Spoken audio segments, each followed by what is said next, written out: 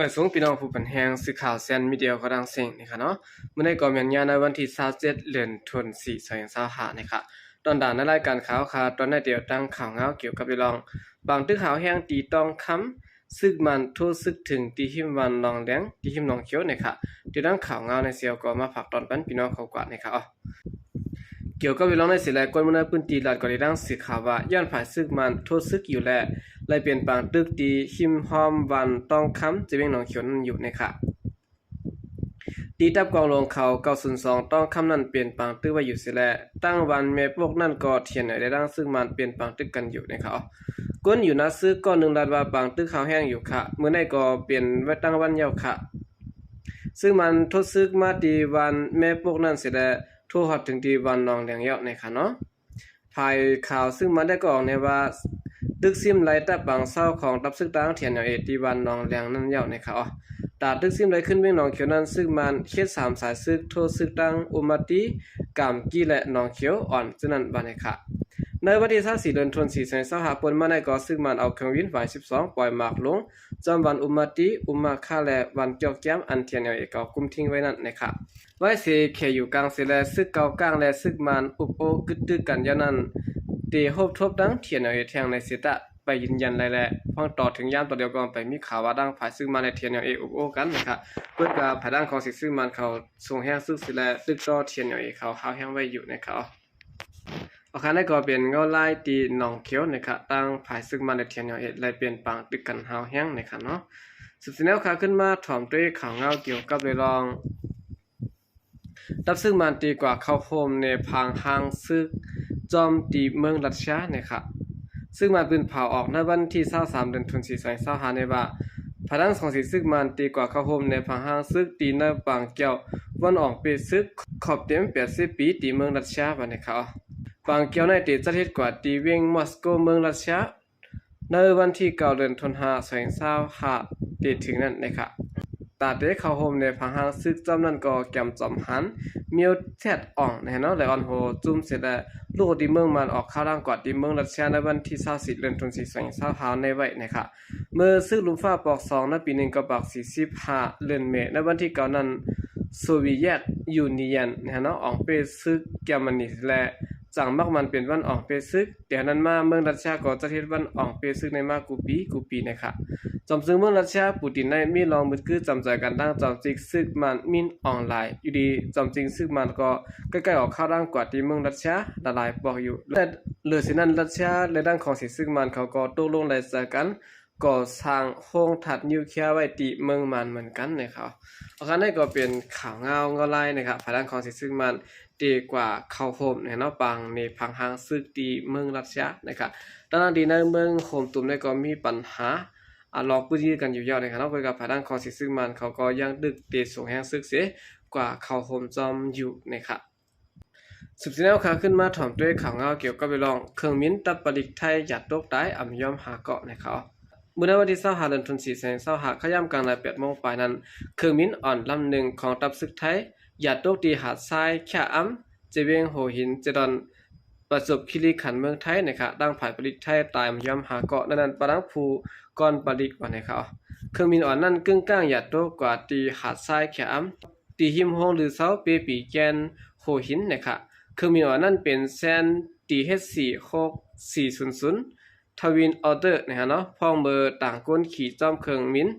อันเดียวกับเพื่อการขี่จองมินนั้นได้หยัดโตกว่าเนื้อเครื่องมินอ่อนนั้นป้ากว่าก้นขับเครื่องมิน3ก็และผู้ล่วงเรียนภายแม่เครื่อง2ก็อินกินียาภายเครื่องมิน1ก็และโฮมดังเสียง6ก็นะครับนั่นได้ก็ปะได้ฮู้ย้อนสั่งและเครื่องมินหยัดตกอันนั้นได้ก็อำปะได้ฮู้จำนะครับออกคันได้ก็เป็นข่าวเงาเครื่องมินตะบลิกไทยหยัดตกที่ได้มีคนรู้ตายจอมหาเกาะนะครับเนาะสุดท้ายแล้วค่ะขึ้นมาถ่อมด้วยข่าวเงาเกี่ยวกับเลยลองกระดังก้นล้อมเข้าเมือง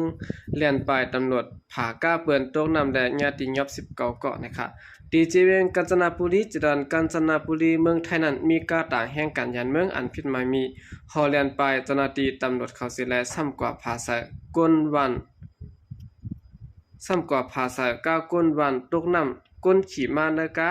ญาติยอบ19เกาะวันนี้ค่ะ ตั้งสื่อข่าวไทยโจโซเตียบอกว่าในวันที่25เดือนธันวาคม2024ป่นมาใน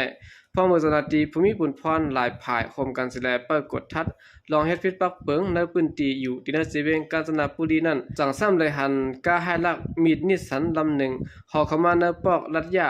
เมื่อมาถึงที่ตั้งแผ่ลักไฟแหลงเจ้าหน้าที่เขาเลยหันเอาสติกเกอร์สีล้ำเฮไว้พาหมานกาและมีรองทางเทอมเสดีกดเจแลจังจี้สั่งหากึดกาเนี่ยค่ะก้วยกาวาการลำนั้นนะครับเนาะอำกึดสิแลปามกาฮอลแลนด์ไปไว้นะครับตั้งฝ่ายเจ้าหน้าที่ก็เอาการลำจอมตั้งหลังเสร็จแล้วตั้งฝ่ายเจ้ากาอับลงแหลนเส้นตั้งเส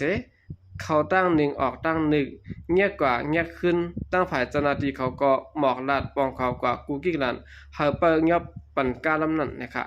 เมื่อจำเดขึ้นดีหิมโคนองแม่น้ำควายใหญ่นั้นก็การลำนั้นกว่าหลอดสายกากวนวันอันกึดไว้ดีหิมผังน้ำเสร็จแล้วตึกล่างกาอยู่กาลำนั้นก็บูลงโตกว่าแนะนำกุนหอกานิสันสีดำแต่ก็ปื้นปล่อย8ก้นเหลือกาตั้งเสียงเสียแลว่านั้นกว่าผังปุ่นยาวปลายเข้ากว่าเนื้อเถื่อนนะคะในการนั้นขึ้นไว้ก้นตา19ก็ประดังผู้ยิงผู้จ้าและลูกอ่อนวัดใบไม้พังก็มีค่ะความไทยก็อำหูเสโตเมื่อเอาก้นปิ่นภาษามาต้องถามซึ่งเจอเขาลัดว่าลูกตีเวงตะกรุงเสแลเข้ามาเมืองไทยภายดังสังคปุรีอ่างานดีกว่าเมืองมาเลเซียไล่ปันกันในนาป้อยจ้า1ก้อนละ85,000เฮงบาทเงินไทยนะครับเจ้ากามหาวตีเลียนดินเมื่อขี่ก้ามาจอมตั้งจังซ้ำได้เป็นกว่าซึ่งไหนนะครับตั้งฝ่ายเจ้าหน้าที่เขาลาดว่าก้นฮอก้าอันแดนไปกว่านั้นเปลี่ยนภายในไล่จับจ้างหูถึงยาวโหลเอาไม้ยับตีลุมปรากวยเจ้าก้าอันก้ามันโตกว่าแนะนำก็เตรียมมาเมื่อเอาตั้งพิษอันที่ไทยก้าเปิ่นโตนำเสด็จลูกไกวกว่านะครับโอเคนั่นก็เป็นข่าวเงาในค่ะเนาะแห่งการยันเมืองลูกดีตากรุงนะครับแบบที่เป็นเจ้าขึ้นมานั่นค่ะเนาะนั่นก็เขาได้อ่านกว่าเมืองมาเลเซียนั่นค่ะอ่านดีกว่าเหตุการณ์ที่เมืองมาเลเซียนะครับก็ว่าจะดังเส้นทางเมืองไทยสิแลติลัดคำกว่าทั้งปุ่นนะครับก็เปิดออนไลน์ที่เมืองโฮมตุ้มหากินหยับนะครับเนาะการงานก็มีแลเฮ็ดให้คนในเมืองโฮมตุ้มว่าที่เป็นเจ้าขึ้นแล้วก็ย้อนนะครับก็อ่อนกันลักหลังไหลเข้ามาที่ในเมืองไทยดังนำต่างหลายนะครับเนาะเลยฉะนั้นก็มีการในทางสังเกตว่าการงานมีก็ซ้ำเป็นการงานอันผิดหมายมีแล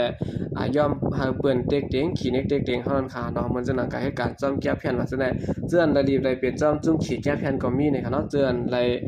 คำตั้งเปิ้นขี้เน็กเต็กเต็งละลายสิได้ใจกินแห้งหลายซั่นได้ก็มีจอมตั้งน้ำนะครับก็การได้ก็มันอยู่ที่ตั้งแรดผัดตั้งแรดมันนะครับเนาะเดี๋ยวก็2เฮาซ้ำเตปันเปิ้นขี้เน็กเต็กเต็งเฮาคืออันใดก็มันอยู่ที่เฮาแทนกำ1นะครับพก่อนครั้งนี้ลองขี้เน็กเต็กเต็งนั่นเก่านะครับเนาะก็คือว่าหรือไรลองตั้งหาเงินหาเลี้ยงต้องเจ้าก็ได้สังคัดจะหาบ่แรงเงินมานั่นก็หยับเตะๆนะครับโอเคกำเดินสุดท้ายก็ยินจมนับยามคงมันถึงพี่น้องผู้กำเทียมปัญหาเขาดังเสียงอยู่ค่ะยินจมนับยามอย่างนำเสข่าวใจก็เรียกมาส่งค่ะ